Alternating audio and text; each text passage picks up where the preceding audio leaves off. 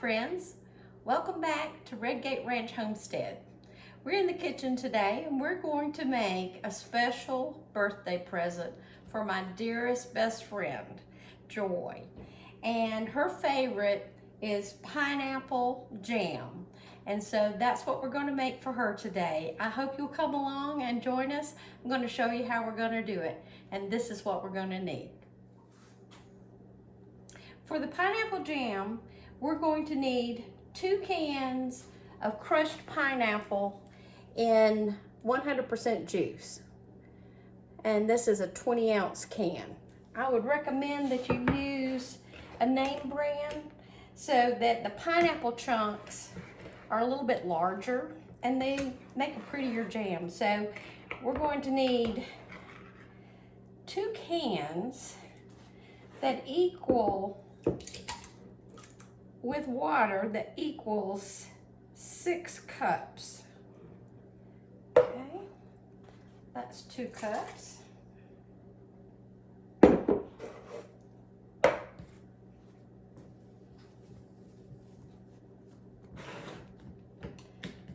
Alright. I'm glad I ate my Cheerios this morning. That can was a little difficult.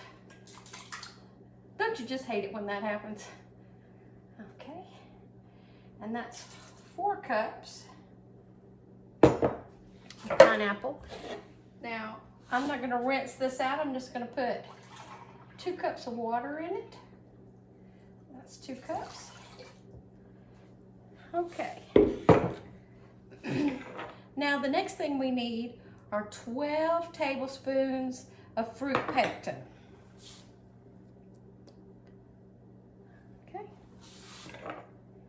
I know that sounds like a lot. And just sprinkle it over the pineapple like you would sprinkle sugar over your cereal in the mornings. 2, 3, 4, 5, 6, 7, 8, 9, 10, 11, and 12. Okay, the pineapple is beginning to come to a boil. Once we reach a rolling boil that we can't stir down, we'll add 6½ cups of sugar. Okay, looks like we're at a rolling boil. So I'm going to set my timer for 1 minute. And this is what activates the pectin in the jam. So this is a real important step. Okay, looks like we're there.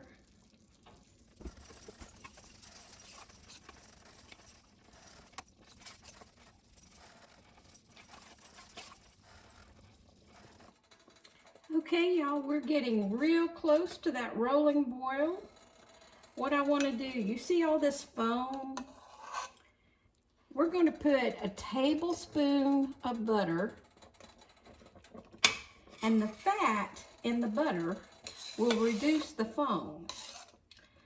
So that's just a neat little trick. If you don't want to add the butter, you don't have to. You can just skim the foam off if you want to, because it really does not look very pretty in the jars. So you want to get rid of that foam.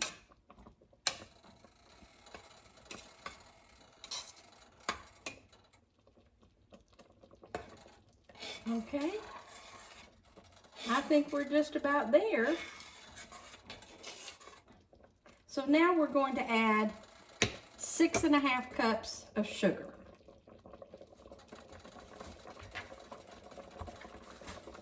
And sugar is going to reduce the heat.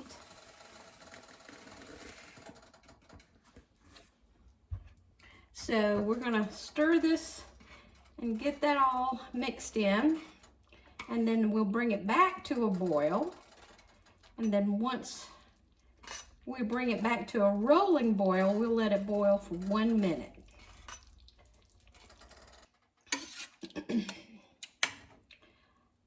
I didn't tell you that the reason I'm making this strawberry jam is for my best friend.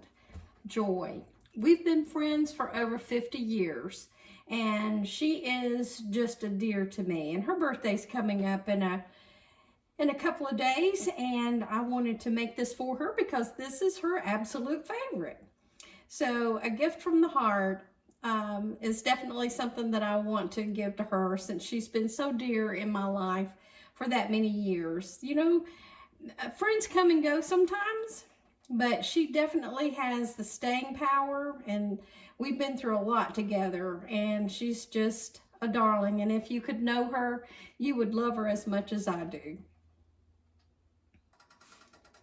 Now you see how the jelly is getting clear, and that foam just disappeared. That will make them look so beautiful in the jars. And I wanted to show you the little jars that I found that I think are just so adorable. Aren't those cute? I think that will make her so happy. I was so excited to find these little jars. So I have already pre-sterilized my jars in an oven at 225 degrees for 25 minutes. And they're sitting here on a baking sheet. I'm also sterilizing the lids, the funnel, and my dipper. Now the dipper actually is an antique, and it belonged to my grandfather. And I don't know if you can see all the little divots in it. He used to take this to the spring house, and in the wintertime, he would get a dipper of water, but sometimes it was frozen, so he would take the dipper and he would pound on top of the ice to break it so he could get water, and that's what those are from. I think that's neat. And then, of course, the funnel was my mother's. So these are dear memories and people I love, and when you're in the kitchen and you're making something that is from your heart, it just feels good to have those kinds of things with you. Okay, we took the jam off of the heat, and now we're going to start putting them in our jars. And the water bath is getting ready.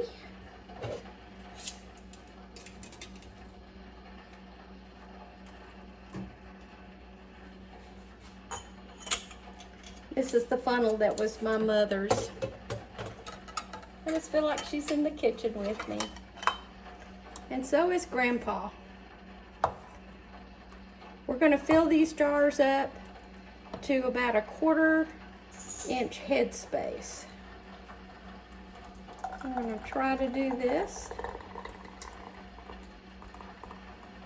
and not make a mess the best that I can. Okay. And this is very hot, so don't spill any on you. It will be a terrible burn. And what I'm doing is I'm trying to stir it up to make sure that the pineapple is evenly distributed when it goes into the jars. And I'm sort of an assembly line kind of person. So I'm going to fill this up and then come back and we'll wipe the rims. Make sure there's nothing sticky that will prevent our jars from sealing.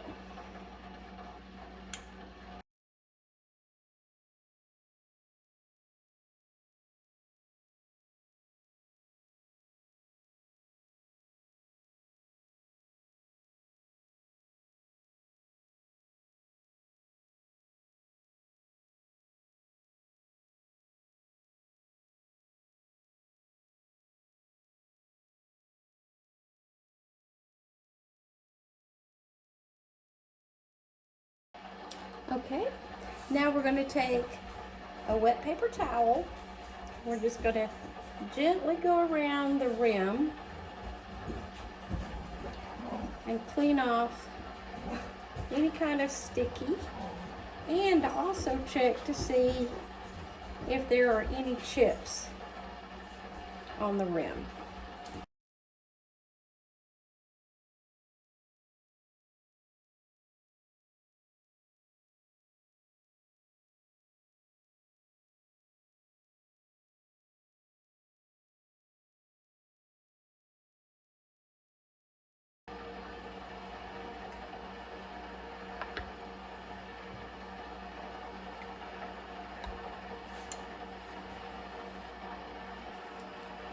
now that all the lids are on, we're going to put the rings on fingertip tight. And that just means spin it until it stops and then just gently fingertip tight.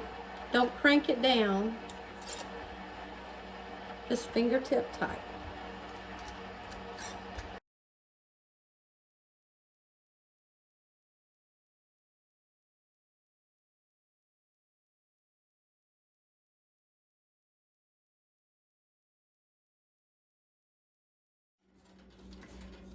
Next, we're going to take our tongs, our jar lifters, and we're going to put those in the rack here and to water bath them for 5 minutes.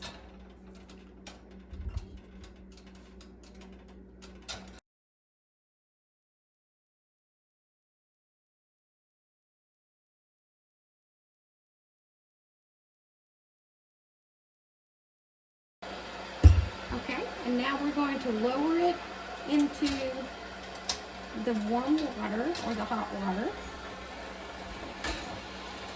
And we want to have at least 2 inches of water over the top of these jars. So I'm going to add a little more warm water. And then we're going to let these come to a rolling boil, and then we'll set the timer for 5 minutes, and I'll bring you back then.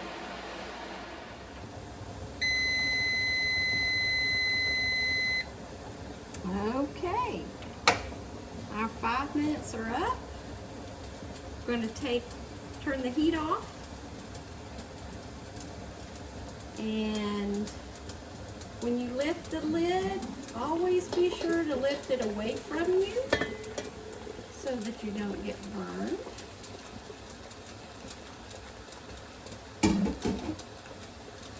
We'll let that cool down for a few minutes, and then we'll be right back and we'll take them out of the pot.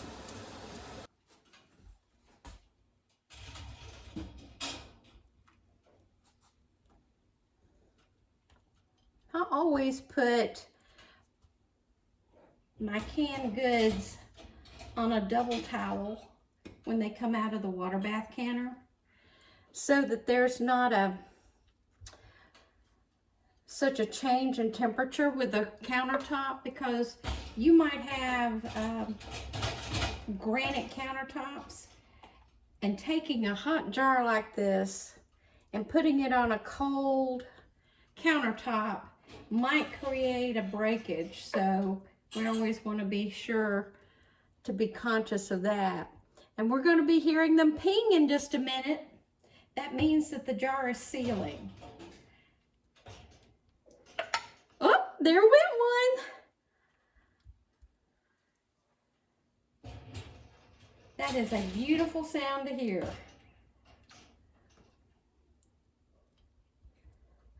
Now, when you're taking your jars out of the canner, there's going to be water on the lid.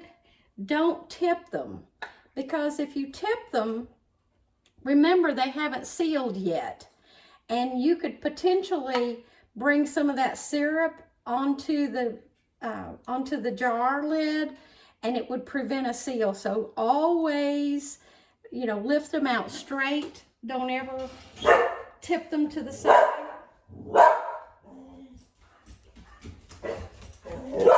They will dry off by themselves. Now what we're going to do is we're going to put a towel over them so that there's not a draft, and we'll wait for them to seal. They're going to be so good. Well, it's the next morning, and we covered our jars of pineapple jam with this cloth to keep any drafts away, and hopefully they've all sealed. So let's see what happened. Abracadabra. Woo! Okay. Oh, look how pretty they are. Let's check these seals. Every one of them sealed. Yay! So take a look, y'all. Just look at that. It looks like a jar of sunshine, doesn't it? I hope that Joy is going to enjoy this special birthday treat that I'm making for her. And if you get a chance to make it, I hope that you leave some comments below to let me know what you thought. Until next time, y'all, I'm here at Gate Ranch Homestead.